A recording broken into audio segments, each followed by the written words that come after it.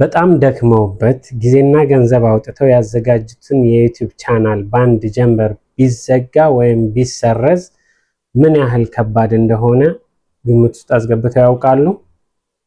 ብዙ ዩቲዩበሮች ስኬታማ እንዳይሆኑ የሚያደርጋቸው ትልቁ እንቅፋት ይዘት ማጣት ሳይሆን የዩቲዩብን ሕግ አለማወቅ፣ አለመከተል ነው። ዩቲዩብ የራሱ የሆነ ሕግና ደንብ አለው። እነዚህን ሕጎች ካልጠበቅን ቪዲዮአችን ሊወገድ፣ ቻናላችን ገቢ እንዳያገኝ ሊደረግ ወይም ጨርሶ ሊዘጋ ይችላል። ዛሬ እያንዳንዱ ኮንተንት ክሬተር ሊያውቃቸው የሚገቡ ዋና ዋና መመሪያዎች ወይም የዩቲዩብ ኮሚኒቲ ጋይድላይን እና ቻናላችንን ከእገዳ እንዴት መጠበቅ እንደምንችል በዝርዝር እንመለከታለን።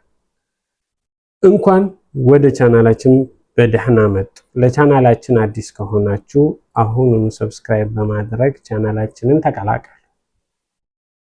በመጀመሪያ የዩቲዩብ መመሪያ ወይም ደግሞ ኮሚኒቲ ጋይድላይን ምንድን ናቸው? እነዚህ መመሪያዎች ዩቲዩብ ለተመልካቾች፣ ለይዘት ፈጣሪዎች እና ለአስተዋዋቂዎች ደህንነት የተጠበቀ ቦታ እንዲሆን ያወጣቸው ሕጎች ናቸው። እነዚህ ሕጎች በቪዲዮዎቻችሁ በቪዲዮ ማጠቃለያ ወይም ዲስክሪፕሽን ላይ፣ በተምኔል ላይ፣ በኮሜንት እንዲሁም በላይቭ ስትሪም ላይ በሙሉ ተግባራዊ ይሆናሉ። ሕጎቹ በዋናነት በአምስት ይከፈላሉ። አንደኛ አሳሳችና አታላይ ይዘት ወይም ያለው ሲሆን ወይም ደግሞ ስፓም የምንለው ማለት ነው። አደገኛ ጎጂ ይዘቶች ወይም ደግሞ ሴንሲቲቭ ዴንጀረስ ኮንተንት የምንላቸው፣ የጥላቻና አክራሪነት ንግግሮች፣ እነዚህ ደግሞ ሄት ስፒች ኤንድ ሃራስመንት የምንላቸው፣ የተሳሳቱ መረጃዎች ሚስ ኢንፎርሜሽን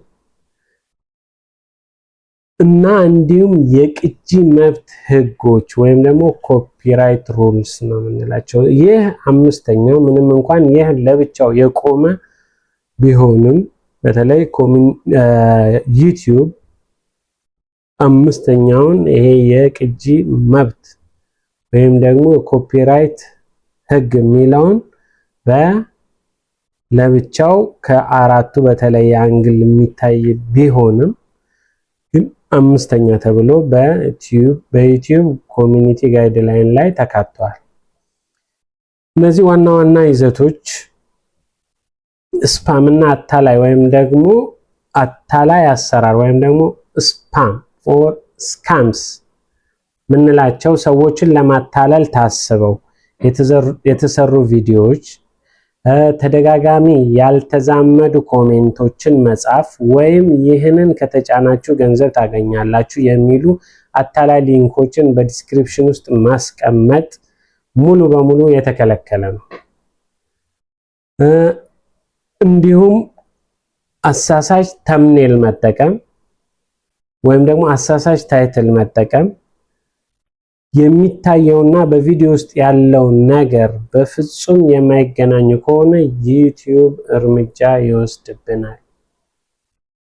ሁለተኛው የጥላቻ ንግግርና ትንኮሳ ሄት ስፒች ወይም ደግሞ ሃራስመንት፣ በብሔር፣ በሃይማኖት፣ በጾታ፣ በእድሜ ወይም በአካላዊ ማንነት ላይ የተመሰረተ የጥላቻ ንግግር ማድረግ፣ ሰዎችን መስደብ ወይም ማስፈራራት በጥብቅ የተከለከለ ነው።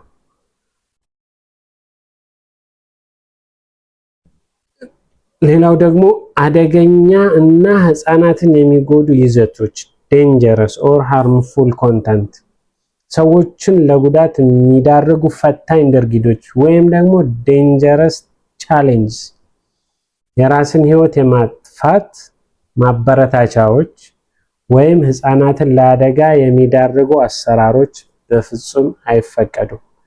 ሌላኛው ደግሞ አራተኛው የተሳሳተ ሐሰተኛ መረጃ ወይም ደግሞ ሚስ ኢንፎርሜሽን፣ በተለይ የጤና መረጃዎችን ለምሳሌ ያልተረጋገጡ የመድኃኒቶች ማስታወቂያ እና የምርጫና የፖለቲካ ሐሰተኛ መረጃዎችን ማሰራጨት ቻናላችንን ለአደጋ ሊዳርገው ይችላል። እነዚህን ህጎች ተላልፈን ወይም ደግሞ የህግ ጥሰት ቢፈጸም ምን ይከተላል? ቫዮሌሽን ስትራይክ የምንላቸው ህጉን ብንጥስ ዩቲዩብ ምን አይነት እርምጃዎች ይወስድብናል? ዩቲዩብ የመቀጫ ስርዓት ወይም ደግሞ ስትራይክ ሲስተም አለው። የመጀመሪያው ማስጠንቀቂያ ነው ወይም ደግሞ ዋርኒንግ። ለመጀመሪያ ጊዜ ህግ ሲጥሱ ዩቲዩብ ዋርኒንግ ይሰጣቸዋል። ይህ ማስጠንቀቂያ በቻናላችን ላይ ይቆያል፣ ነገር ግን በቻናሉ እንቅስቃሴ ላይ እገዳ አይጥልም። ግን ማስጠንቀቂያው ቻናላችን ላይ ፖፕ አፕ አድርጎ በየጊዜው ማስጠንቀቂያ ይሰጠናል። ሌሎች በሁለተኛው ዙር ጥፋት ወይም ደግሞ ስትራይክ ወይም ደግሞ ፈርስት ስትራይክ ሁለተኛ ጊዜ ጥሰት ካለ አንደኛ ስትራይክ ይደረግብናል። ያ ደግሞ ለአንድ ሳምንት ወይም ደግሞ ለ7 ቀን ቪዲዮ መጫን፣ ላይቭ መግባት ወይም ደግሞ ኮሚኒቲ ፖስት ማድረግ አንችልም ወይም ደግሞ እንዳናደርግ እንታገዳለን። ሁለተኛው ስትራይክ ወይም ደግሞ ሰከንድ ስትራይክ የምንለው በ90 ቀናት ውስጥ ሁለተኛ ጥሰት ካለ ለሁለት ሳምንት ወይም ደግሞ ለ14 ቀን ምንም አይነት ይዘት መልቀቅ እንዳንችል እንደረጋለን። ሶስተኛው ስትራይክ ደግሞ በ90 ቀን ውስጥ ሶስተኛ ስትራይክ ከደረሰን ቻናላችን ከነጭራሹ ከዩቲዩብ ይወገዳል። ቻናላችንን ሰላማዊና ስኬታማ እንዲሆን ለማድረግ 3 ወሳኝ ነገሮችን መከተል ይኖርብናል። አንደኛ የራሳችንን ይዘት ብቻ መጠቀም ወይም ደግሞ ኦሪጂናል ኮንተንት ማዘጋጀት፣ የሌሎችን ቪዲዮ፣ ሙዚቃ ወይም ምስል ያለ ፈቃድ አለመጠቀም፣ መመሪያዎችን በየጊዜው እያነበብን ራሳችንን አፕዴት ማድረግ። ዩቲዩብ በየጊዜው ህጎቹን ያሻሽላል። አዳዲስ አሰራሮችን መከተል አለመዘንጋት፣ ይዘታችንን ከመልቀቃችን በፊት መፈተሽ። ይህ ቪዲዮ ህፃናትን፣ ማህበረሰብን ወይም ደግሞ የሰዎችን ደህንነት ይነካል አይነካም ብሎ የራስን የሆነ ግምገማ መውሰድ። እነዚህን ነገሮች እርግጠኛ ከሆንን በኋላ ቪዲዮአችንን ዩቲዩብ ላይ መፖስት።